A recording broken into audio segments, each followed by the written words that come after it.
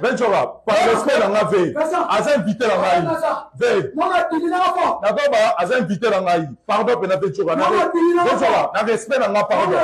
Benjora. Merci. Benjora. Benjora. Benjora, bolim. Benjora, bolim. Non, respectez un Benjora. Non, respectez un. Non, respectez. Non, respectez. Non, respectez. Non, respectez. Non, respectez. Olimbi Sipena, ouais, ça plateau Benjora.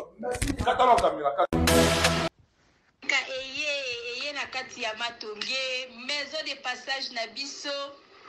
Maison de passage na biso ya goyo, maison de passage na biso ezana ba climatiseur, ezali climatisé. Maison de passage na biso ezana matonge na Irebu A37. Maison de passage na biso tozana ba appartement où ezali ya 2 chambres, salon, cuisine. Tous les 2 chambres on ezana ba toilette na kati.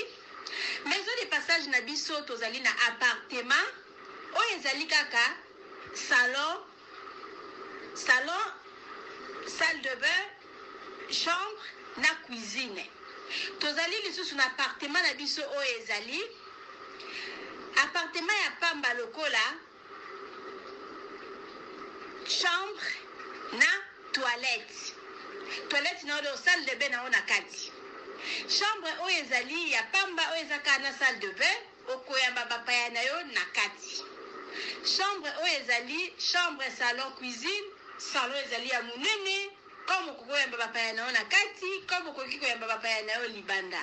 Mai na biso ebimara kitoko. Courant na biso toza na balune ebele. Toza na groupe na biso soki courant ekeyi, totie essence na kati ya groupe. Ndako na biso ezali sécurité, ezala sécurité ya makasi. Maison de passage na biso na matonge toza kobengisa bino. Mwana nyonso tu ya poto.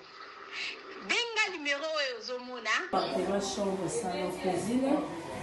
Moni kuna toza na basali, toza na banduni, toza na nyonso tout.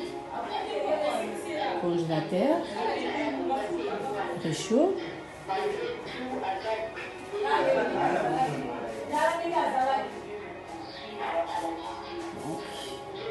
Cuisine, bien sûr, appartement, chambre, salon, cuisine.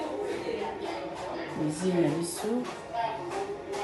yango oyo cuisine eza na espace ya monene toza na congélateur toza na frigo toza na micro-ondes toza na cafetière toza na nyonso donc eloko nyonso ezalaka na kati ya cuisine eza awa